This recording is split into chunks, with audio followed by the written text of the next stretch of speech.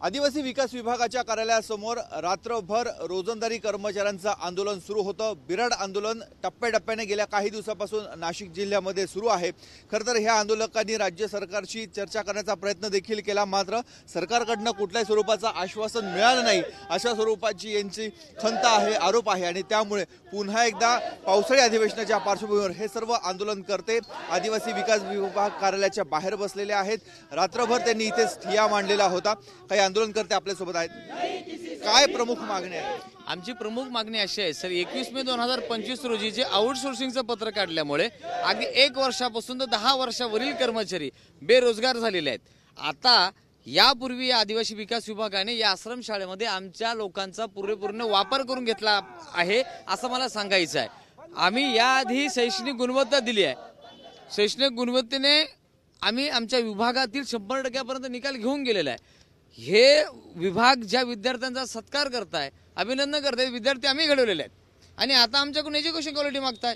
आम्ही सगळे एज्युकेशन क्वालिटीचेच लोक आहोत। मग एज्युकेशन क्वालिटी म्हणजे काय यांनी समजून सांगावं। परंतु हे सांगत असताना आम्हाला किंवा आमच्या दुनियेला किंवा या राज्याला कुठेतरी गुमराह करतात की हे एज्युकेशन क्वालिफिकेशन नसणारे लोक आहेत, पण एज्युकेशन क्वालिफिकेशन असणारे सगळे लोक आहेत। सर्व किती वर्षापासून काम करतात? आम्ही अगदी तसं म्हणायला गेलं तर 15-20 वर्षापासून लोक काम करतात, पण त्यापैकी आमच्या महाराष्ट्र शासनाने 10 वर्षा कर्मचाऱ्यांचा निर्णय घेतलेला आहे, त्यांना सेवेत घेतलेला आहे आणि म्हणून या विभागाचा आता कुठेतरी पोटात दुखायला लागलेला आहे आणि आम्ही सेवेत जातो म्हणून आमची ही सेवा खंड करायची।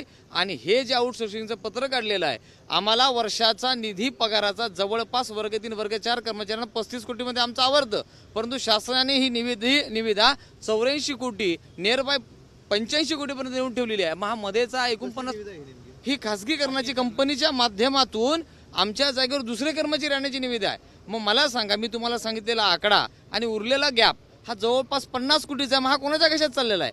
आम्हाला राज्य शासन सांगतो किती कर्मचाऱ्यांचा प्रश्न आहे हा? जवळपास 2600 कर्मचारी हे वर्ग 3 म्हणजे शिक्षक कर्मचारी आणि 2300 कर्मचारी वर्ग 4 कर्मचारी आहेत। वर्ग 4 कर्मचाऱ्यांबाबत तसंच घडलेलं आहे। वर्ग 4 कर्मचारी ह्याच प्रमाणे काम करत आहे, परंतु यांबाबत सुद्धा आउटसोर्सिंग केलेली आहे आणि जो मृत पद घोषित केलेली आहे ती जीवित करावीत ही आमची मागणी आहे।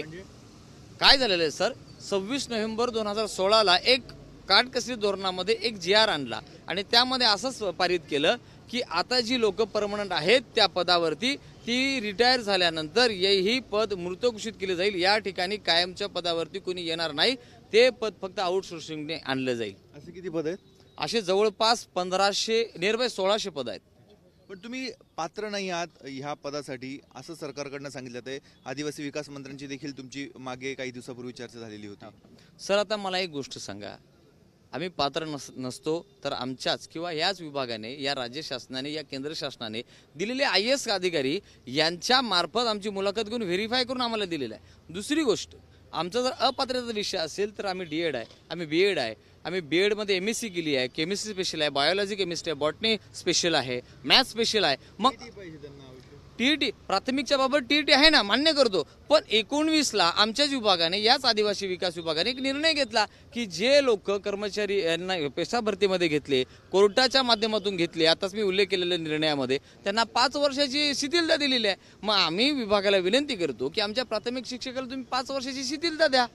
पण आता पावसाळी अधिवेशन चालू आहे, तुम्ही मुंबईत जाणं अपेक्षित होतं का इथे येऊन आंदोलन करणं अपेक्षित आहे? नक्कीच मुंबई जाणं अपेक्षित आम्ही का नाही सांगतो की बघा, आमची पंढरी ही आहे, मिनी मंत्रालय इथे आमचं आहे, तर आम्ही मुंबईला जाऊन ते आझाद मैदानात बसून काय करू? आम्ही इथेच बसू, कारण आमचा निर्णय सगळा इथे होतो। मिनी मंत्रालय इथे आहे, मुंबईला जाऊन फक्त मंत्रालय आहे, मंत्रालयात जाणार, आम्हाला नेते मंडळी भेटणार, आश्वासन देणार। आज कार्यालयाला सुट्टी आहे, आज उद्या 2 दिवस सुट्टी आहे, तुम्ही इथेच बसून राहणार, काय करणार? आम्ही नक्कीच इथे बसून राहणार, कालप्रमाणे इथे मुक्कामही राहणार आणि कार्यालयाला जरी सुट्टी असेल तरी सुट्टीच्या दिवशी याआधी 1545 GR 1-1.5 वाजता सही झालेला आहे रात्री आणि तो निघालेला आहे। आमचं म्हणणं तेच आहे, तुम्ही 1:30 वाजता नाही 2 वाजता सही करा, 2 वाजता सही करून प्रेस कॉन्फरन्स घ्या, अनाऊन्स करा की तुमच्या मागण्या आम्ही मान्य केल्यात, आम्हाला पत्र द्या, आम्ही निघायला जाऊन घरी जायला तयार आहोत। एकूणच आपण बघतोय सर्व आंदोलनकर्ते इथे बसलेले आहेत, यामध्ये काही महिला देखील आहेत। काही रात्रभर तुम्ही इथे थांबल्या होत्या, कुटुंबियांचं काय मत आहे, काय व्यथा आहे? कुटुंबियांकडून असं आमची लहान लहान पोरं रडत आहेत, त्यांना डबा करून द्यायला कोण नाहीये आणि रात्री आम्ही 1 वाजेपर्यंत जागच होतो। आणि 1 वाजेपासून बसून आम्ही होतो आणि रात्री 4 वाजता पाऊस पडला. सगळे भिजलेले होतो. एवढी बेकार परिस्थिती, इकडे बाथरूम नाही, पाण्याची व्यवस्था नाही. ह्या परिस्थितीत आम्ही आज इकडे बसलेलो आहोत. काय मागणी सरकारकडे? एकच मागणी आहे की वर्ग 3 कर्मचाऱ्यांना आणि 4 कर्मचाऱ्यांना लवकरात लवकर शाळेवर रुजू करून घ्यावेत.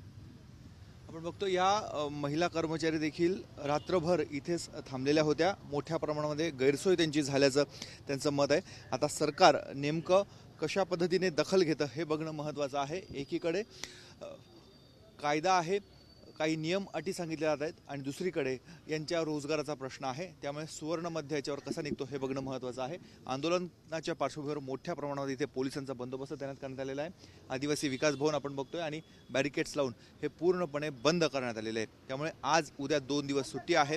एका बाजूला आंदोलन सुरू आहे, दुसऱ्या बाजूला आदिवासी विकास आयुक्तालय हे बंद राहणार आहे. कॅमेरामॅन किरण कटारेसह मुकुल कुलकर्णी, एबीपी माझा, नाशिक. एबीपी माझा, उघडा डोळे बघा नीट.